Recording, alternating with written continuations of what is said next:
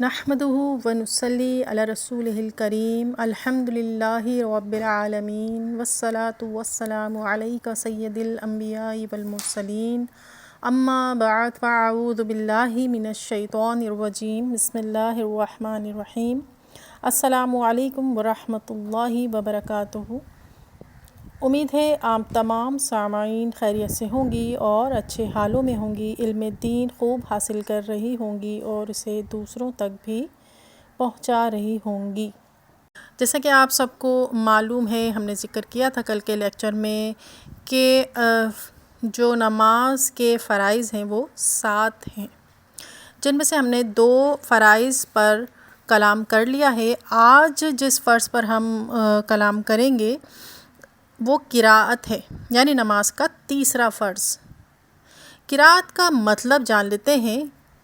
قراءت کا مطلب قرآن کو اس طرح پڑھنا کہ حروف ایک دوسرے سے ممتاز ہو جائیں، یعنی الگ الگ ہو جائیں، ورنہ معنی تبدیل ہو سکتا ہے۔ جیسے ہم جب قراءت کرتے ہیں، ہم کہتے ہیں رکوع کی تسبیح جب ہم پڑھتے ہیں کہتے ہیں کہ سبحان ربی العظیم۔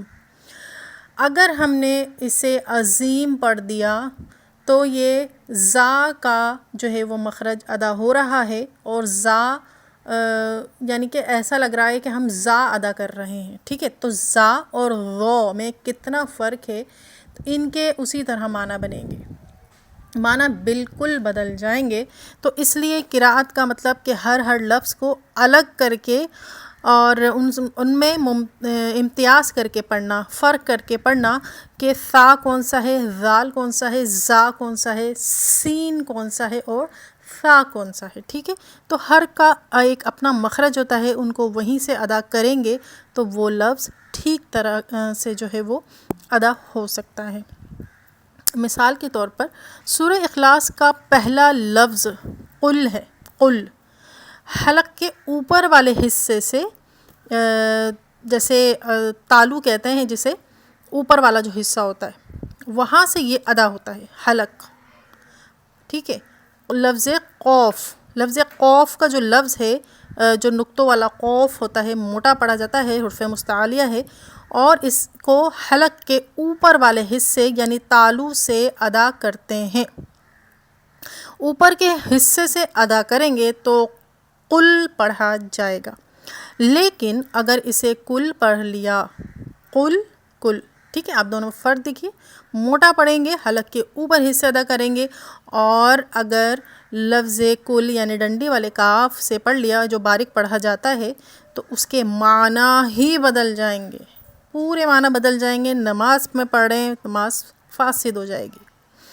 قل کے معنی ہوتے ہیں کہ آپ فرما دیں، اور لفظ کل جو چھوٹے کاف یعنی ڈنڈی والے کاف سے جو پڑھا جاتا ہے، بہت باریک پڑھا جاتا ہے، اس کے معنی ہے آپ کھائیں۔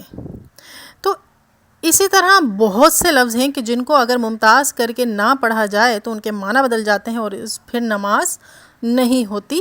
اس لیے قراءت کو باقاعدہ سیکھیں، کسی ماہر قاریہ کو اپنا قرآن پاک سنا دیجئے، اور اگر آپ سمجھتی ہیں آپ نے مخارج اور قواعد سے ادا نہیں کیا تو آپ قواعد اور مخارج سے قرآن پاک پڑھیے۔ اپنی نمازوں کو، اپنی عبادتوں کو برباد نہ ہونے دیں کہ قرآن پاک سے ہی تمام عبادتیں ہیں۔ قرآن پاک جب آپ پڑھیں گی تو ان کے کچھ نہ کچھ معنی الگ بن جائیں گے، اگر مخارج سے نہیں پڑھیں گی تو پھر گناہ گار ہوں گی۔ نماز پڑھیں گی، نماز میں قراءت کریں گی تو گناہ گار ہوں گی۔ اور اس کے علاوہ دیگر نوافل ہیں، یعنی کہ غرض جس میں بھی آپ قراءت کریں گی قرآن پاک کی، کیونکہ آپ قواعد و مخارج نہیں جانتی تو آپ گناہ گار ہی ہوں گی الٹا۔ اس لیے اپنے قرآن پاک کو، اپنے قواعد اور مخارج کو درست کیجئے۔ اگر آپ پڑھ چکی ہیں قواعد سے، مخارج سے، تو اس اپنی اصلاح کے لیے کسی کو سنا دیجئے کہ کہیں کوئی غلطی تو نہیں رہ گئی۔ لیکن اگر جس نے پڑھا ہی نہیں ہے تو وہ پڑھنے کی کوشش کیجئے۔ الحمدللہ میں بھی جو ہے وہ قرآن پاک پڑھاتی ہوں، ناظرہ پڑھاتی ہوں، اور دیگر کورسز بھی ہوتے ہیں، تو اگر جو بہن پڑھنا چاہتی ہوں تو وہ رابطہ کر سکتی ہیں۔ نماز میں قراءت میں آواز اتنی ہو کہ آپ کے کان سن لیں، یعنی آپ جب تلاوت قرآن نماز میں قرات کرتی ہیں کہ ثنا پڑھنے کے بعد آپ نے سورہ فاتحہ پڑھی، پھر دوسری آیت ملائی، سورت ملائی، تو اس کی آواز اتنی ہونی چاہیے کہ خود آپ کے کان سن لیں، اگر کوئی شور و غل نہ ہو۔ لیکن اگر آپ نے منہ میں پڑھا تو قرات کا فرض ادا نہیں ہوگا۔ قرات کے معنی یہی ہے کہ آپ اسے اتنی آواز میں پڑھیں، آواز سے پڑھنا کہ اتنی آواز سے پڑھیں گے نماز میں کہ خود کو سنائی دے۔ اگر شور و غل ہو رہا ہے اور آپ اتنی آواز سے پڑھ رہی ہیں کہ آپ خود سن سکتی ہیں، اگر شور و غل نہ ہوتا تو وہ آواز آپ کے کانوں تک آتی، تو پھر اس صورت میں قرات کا فرض ادا ہو جائے گا۔ شور و غل میں آواز جو ہے وہ اتنی رکھنی ہے کہ جب شور نہ ہوتا تو آپ سن لیتی تو نماز ہو جائے گی، ٹھیک ہے۔ شریعت میں جہاں بھی پڑھنے کا حکم ہے تو وہاں اتنی آواز ہو کہ خود سن لیں۔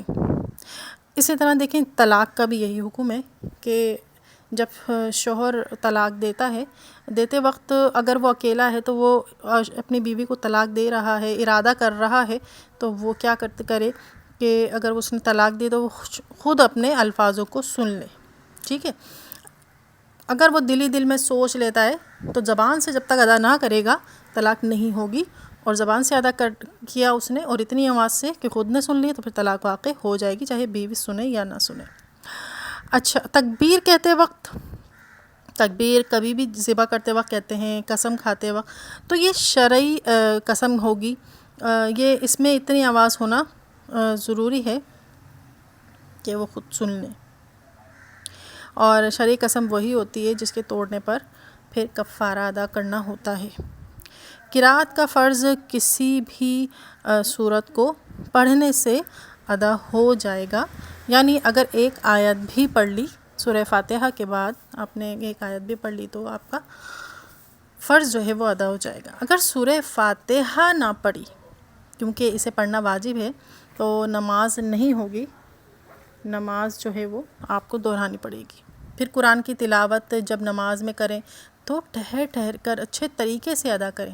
جلدی پڑھنے سے کچھ زبان سے ادا ہو جائے گا اور اس کے معنی بدل جائیں گے اور نماز ادا نہ ہوگی۔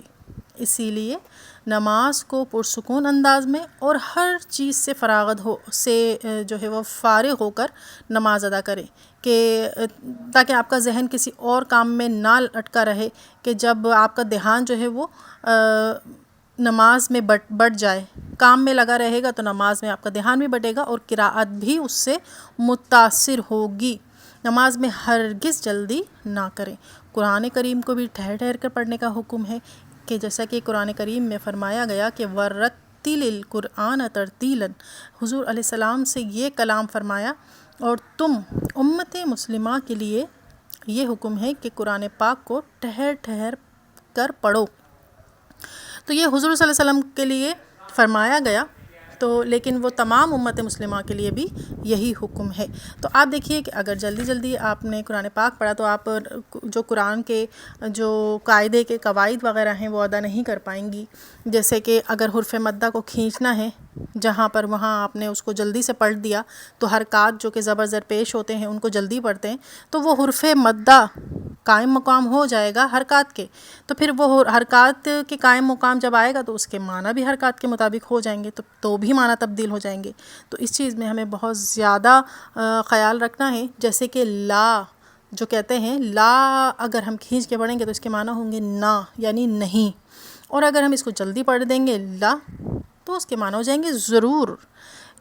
اب دیکھیے آپ نے کتنا ڈفرینس ہے دونوں میں۔ اگر کوئی بھی چیز ہے کہ لا تأخذہ سنۃ ولا نوم، کہ اسے نہ اونگ آتی ہے اور نہ ہی نیند، اگر اس کو آپ پڑھ لیں لا تأخذہ ولا نوم، جلدی سے پڑھ لیا تو یہ ہوگا کہ ضرور اسے اونگ بھی آتی ہے اور ضرور اسے نیند بھی آتی ہے، معاذ اللہ کہ اللہ عز و جل کے لیے اس طرح کہنا۔ آپ دیکھیے معنی کہاں سے کہاں پہنچ گئے۔ اسی طرح نماز میں بہت ساری صورتیں آیات ہیں کہ جن میں لا کا لفظ آتا ہے، اور بھی بہت سارے حرف مدہ کے ساتھ آتے ہیں، اگر آپ نے ان کو غلطی سے جلدی میں اس طرح سے پڑھ دیا زبر کے ساتھ تو آپ دیکھیے معنی کہاں سے کہاں پہنچ جائیں گے، نماز فاسد ہو جائے گی، آپ گناہ گار ہو جائیں گی۔ تو اپنی نمازوں کو، اپنی عبادتوں کو برباد ہونے سے بچائیے، خود کو گناہ گار ہونے سے بچائیے، علم دین حاصل کیجیے، قراءت کرنے کے جو اصول ہیں انہیں حاصل کیجیے، انہیں سیکھیے، ناظرہ سے، قواعد سے، مخارج سے قرآن پاک کو پڑھیے، اور خوب جو ہے وہ دوسروں کو بھی علم دین پھیلائیے اور اسے خود بھی اچھے طریقے سے حاصل کیجیے۔ اللہ کریم سے دعا ہے کہ جو کچھ بھی سنا اسے یاد رکھنے، اس پر عمل کرنے اور دوسروں تک پہنچانے کی توفیق مرحمت فرمائے، آمین بجاہ النبی الامین۔ السلام علیکم ورحمۃ اللہ وبرکاتہ۔